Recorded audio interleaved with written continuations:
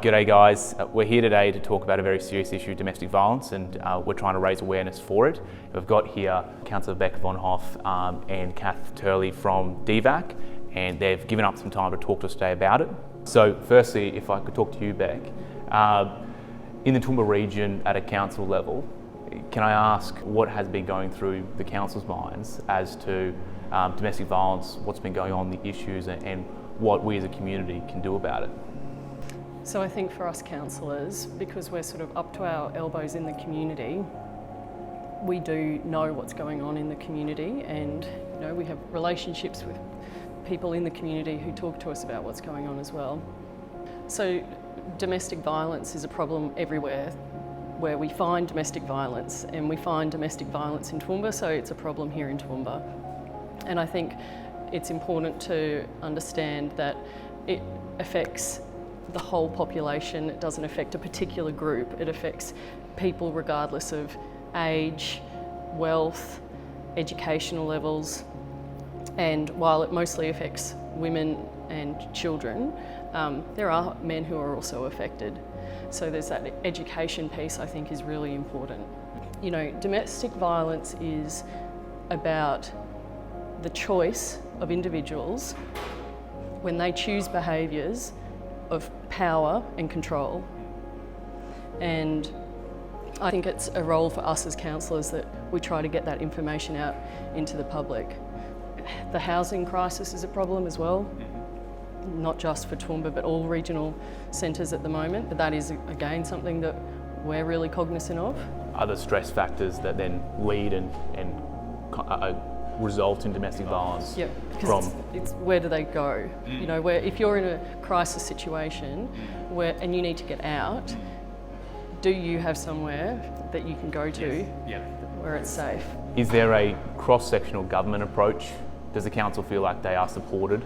Yeah, well, I think that we try to work really closely with all the levels of government because that's how it has to work. Naturally. And so we have particular levers as a local government that we can pull, and then we work really closely with the state government as well. A lot of this is their territory as well. Yeah. I think the days of, it's not really our turf, I don't think that's the situation anymore. We understand that we all have a role to play. We care about the community, so therefore we care about this issue.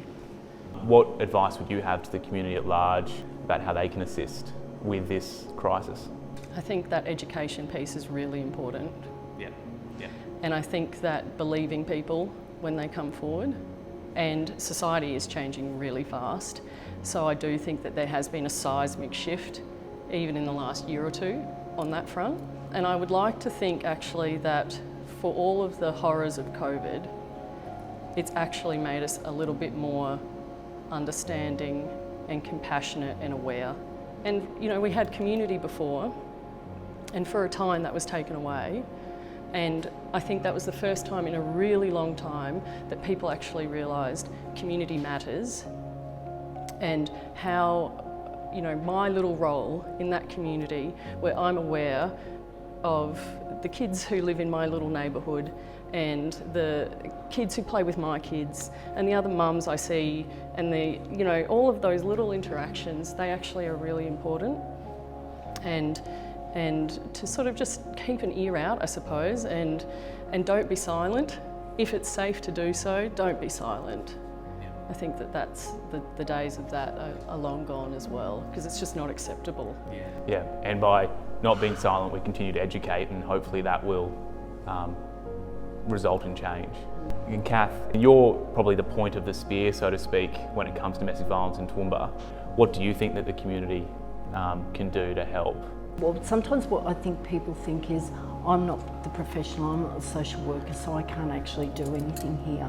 But we all do have a role to play. So being able to just be available and believe somebody's story, to just sit and listen, and you don't necessarily need to do anything else other than just be there.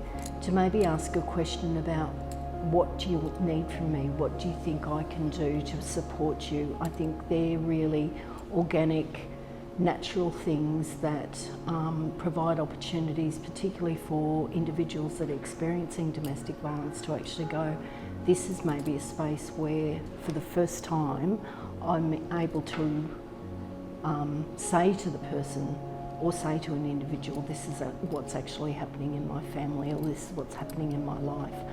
To be non-judgmental in that space as well. So we often, some of the myths that we hear often is that women will cause, or women are the causes of domestic violence because, for example, they haven't done something, and they're told this by, say, the perpetrator that... Which is a form of domestic violence itself. Absolutely, yeah. That, you know, if you had the house clean, then I wouldn't have had to get angry, I wouldn't have had to, you know, yell at the kids, I wouldn't have had to do particular things. It's also, I think, about the myth busting around that we need to keep this silent, that this stuff is behind closed doors, and that's the way that violence and abuse continues, because one of the tactics that perpetrators use is to isolate their partner, and a really effective way to have that power and control over someone is to remove them from their support. So being able to just sit and listen, to not jump in and expect that the person's going to do what you would want them to do. So again, we often hear stories where family members and friends who are really caring will ring and say, but they just won't leave, they just won't do this. So they're obviously wanting to stay in the relationship.